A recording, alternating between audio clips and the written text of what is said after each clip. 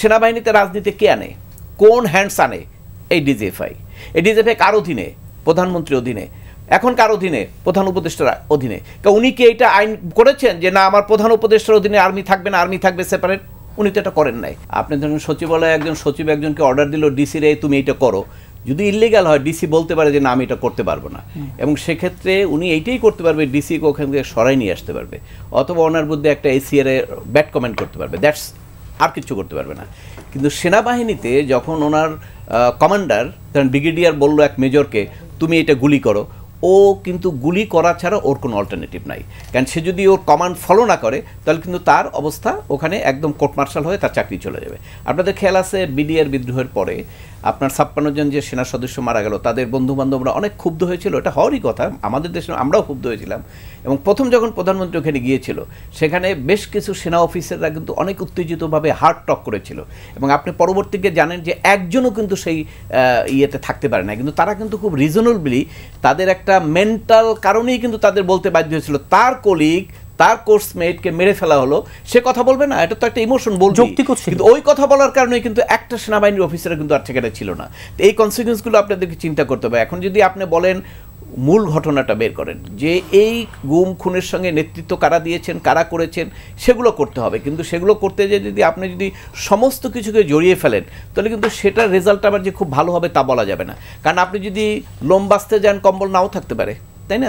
আপনি কিন্তু সবাইকে ইচ্ছা করলে কিন্তু আপনি সবাইকেই আটকাতে পারবেন, সেইটা একটু সতর্কভাবে দেখা দরকার। কারণ আমাদের কিন্তু একটা নিরাপত্তা বাহিনী আর্মির মতো একটা প্রতিষ্ঠান দরকার, কারণ আমাদের দুই দেশে দুই পাশে যারা আছেন সেখানে আমাদের নিরাপত্তার জন্য এটা কিন্তু দরকার, এবং এটাকে স্ট্রং করা দরকার।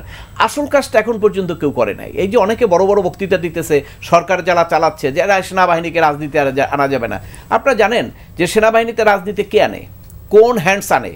এই ডিজিএফআই। এই ডিজিএফআই কার অধীনে? প্রধানমন্ত্রীর অধীনে। এখন কার অধীনে? প্রধান উপদেষ্টার অধীনে। উনি কি এটা আইন করেছেন যে না আমার প্রধান উপদেষ্টার অধীনে আর্মি থাকবে না, আর্মি থাকবে সেপারেট? উনি তো এটা করেন নাই।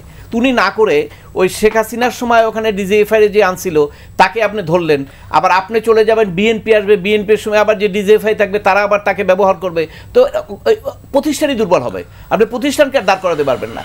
যেটা করা দরকার সেইটা করেন। আপনি বলেন যে ডিজিএফআই রিপোর্ট করবে নট টু প্রাইম মিনিস্টার, ও রিপোর্ট করবে শুধু, নর্মালি তো ডিজিএফআই স্পেলিং থেকে বলেন director general of forces intelligence, মানে আপনার ফোর্সের ভিতরে ওদের তথ্য, গোপন তথ্য, ইন্টেলিজেন্সের তথ্য নিয়ে দিবে। কার কাছে দিবে? দেওয়ার কথা প্রধানের কাছে।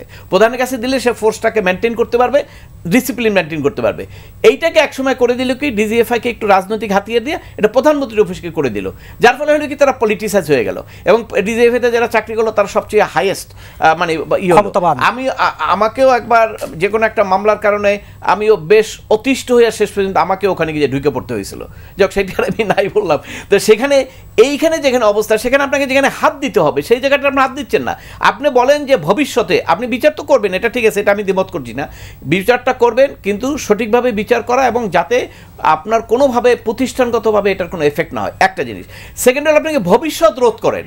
ভবিষ্যৎ রোধ করার জন্য আপনি বলেন যে ডিজিএফআই রিপোর্ট করবে আর্মির চিফকে, আর আর্মির চিফ করবে রাষ্ট্রপতিকে।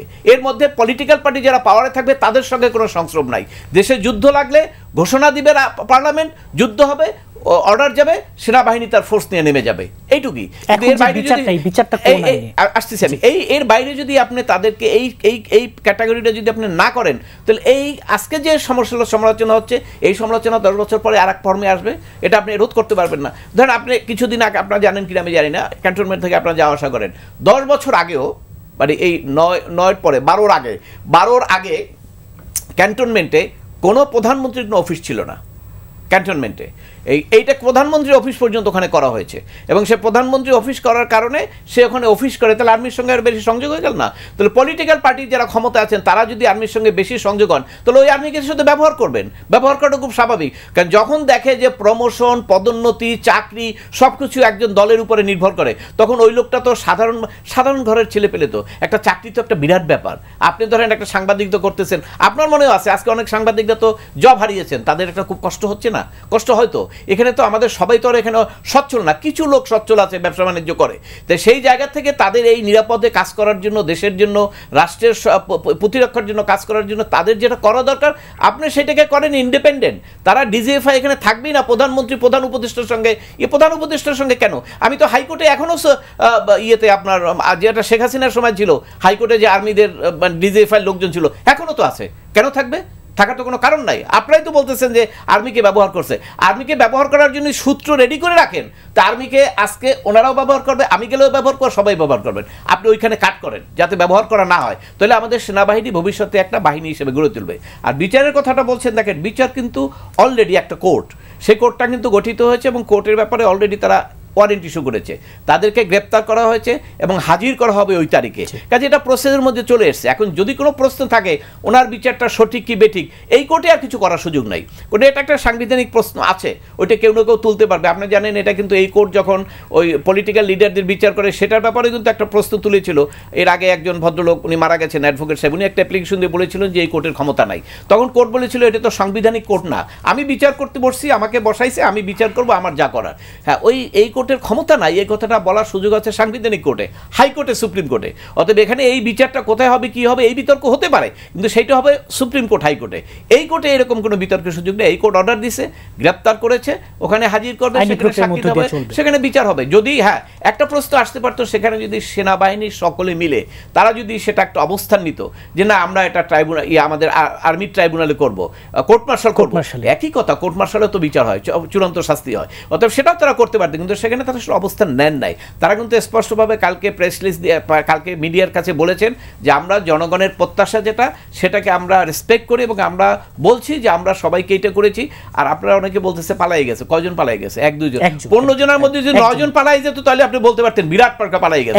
এটা তো সব জায়গায় 1-2 জন পালাই যাইতেই পারে, এটা কোনো বড় ঘটনা না।